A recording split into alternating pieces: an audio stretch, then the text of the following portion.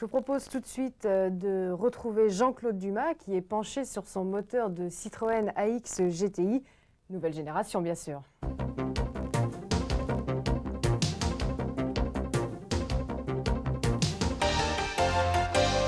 La Citroën AX GTI nouvelle génération est entrée dans le club des GTI. Et si sa livrée est légèrement plus sobre que ses homologues, eh bien, les trois lettres magiques sont là et bien là. Et ces trois lettres, eh bien, elle les doit à son moteur, qui est géré par un système motronique Bosch MP31 K6B. Et c'est ce moteur que je vous propose aujourd'hui de détailler ensemble.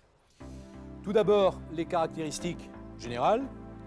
Il fait partie de la famille TU. Sa cylindrée, 1360 cm3, 100 chevaux, tout rond, c'est-à-dire 72 kW à 6800 tours minute. Il a un bloc cylindre en fonte, à fût intégré, des pistons à nouveau profil, un vilebrequin qui lui aussi est spécifique, avec 8 contrepoids, et enfin le volant moteur qui est à couronne rapportée avec cible pour détection allumage. La culasse et le joint de culasse sont spécifiques. Et enfin, côté distribution, l'arbre à cam est identifiable par un repère, ici, à la peinture beige, ainsi que la lettre Z, qui est ici gravée en bout d'arbre à cam. Les opérations de station-service se font tous les 10 000 km, l'entretien, lui, tous les 20 000 km. Quelques mots sur le circuit de refroidissement, avec ici radiateur alu à performance augmentée et tube de dégazage intégré, volume du circuit de refroidissement 4 litres 8, avec, attention, liquide de refroidissement à utiliser impérativement, référence Citroën ZC 9 866 194 U. Le système d'alimentation et d'allumage, Bosch Motronic, est un système qui intègre à la fois les fonctions injection et allumage. Et la mesure de la charge du moteur est assurée par un capteur de pression intégré au calculateur. L'injection est dite parallèle, c'est-à-dire qu'il y a ouverture des 4 injecteurs une fois par tour, sauf en phase de démarrage où cette ouverture se fait 2 fois par tour. Le calculateur permet aussi des commandes auxiliaires telles que la pompe à essence, l'autodiagnostic, le test des actionneurs, le fonctionnement en mode secours et la coupure de l'injection à 7211 tours minute. Voilà, voyons à présent le fonctionnement d'autres organes, tels que ici le capteur de régime et de position qui va transmettre au calculateur la position angulaire du vilebrequin et le régime moteur.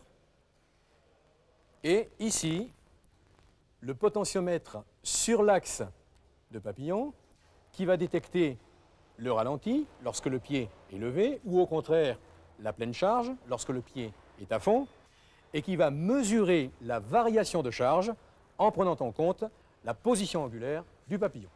J'ajouterai que le réservoir de carburant est de 43 litres avec pompe à essence immergée, la rampe d'injection qui est en matériaux composite, avec ici le régulateur de pression qui est intégré à cette rampe, les injecteurs, qui sont des injecteurs Bosch, le boîtier porte-papillon Solex, avec réchauffage électrique, et ici, l'électrovanne de régulation de ralenti.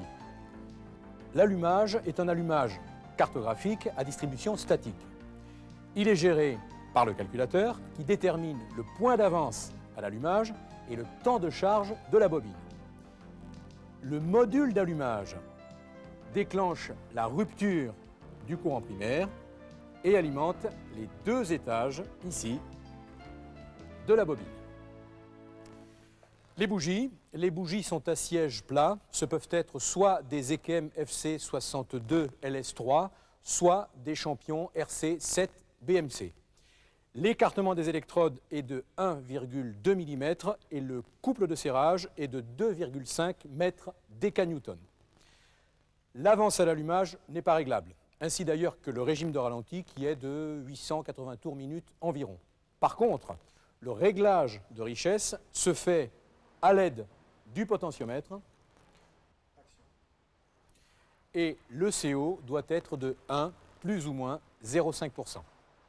Pour l'autodiagnostic, la lecture des codes défauts peut se faire soit par le boîtier testeur 4120T que l'on branche sur la prise verte, ou mieux encore, par le testeur embarquable Elite.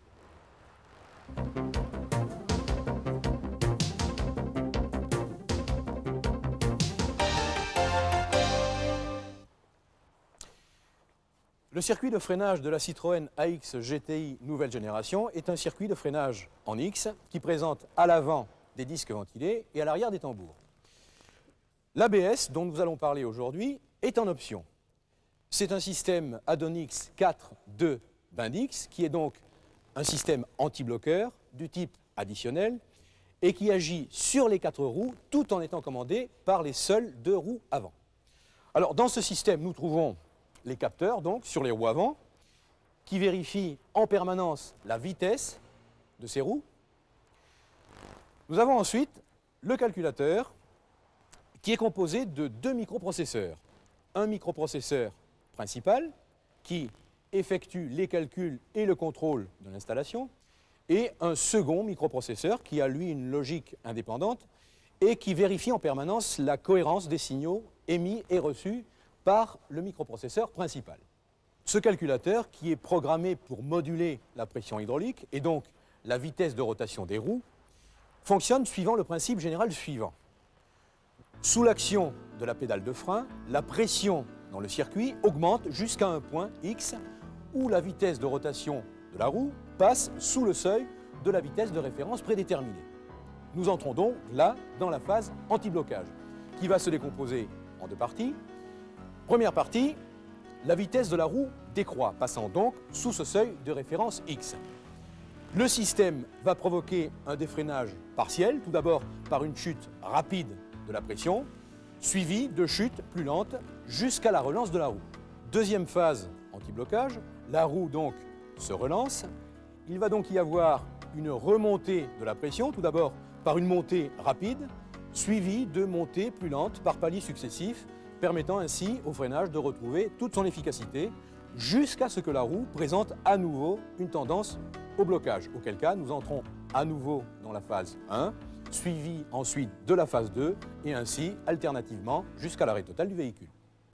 Les autres organes du système ABS, nous trouvons ici le groupe modulateur de pression qui donc module la pression du circuit de freinage grâce à 4 électrovannes qui sont pilotés par le calculateur par le biais, ici à l'arrière, d'une platine électrique. Et dans le groupe, une pompe à 2 pistons assure la circulation du liquide de frein dans la phase anti-blocage. Pour ce qui est du circuit électrique, l'ABS possède sa propre câblerie indépendante qui relie les différents éléments électriques. Un voyant d'alerte ABS est situé sur le tableau de bord. Lorsque vous mettez le contact, ce voyant s'allume, trouvant sa masse par un relais situé sur la platine électrique. Si le calculateur ne décèle aucun défaut dans le dispositif, eh bien, il va alimenter le relais, coupant ainsi la masse, et le voyant s'éteint.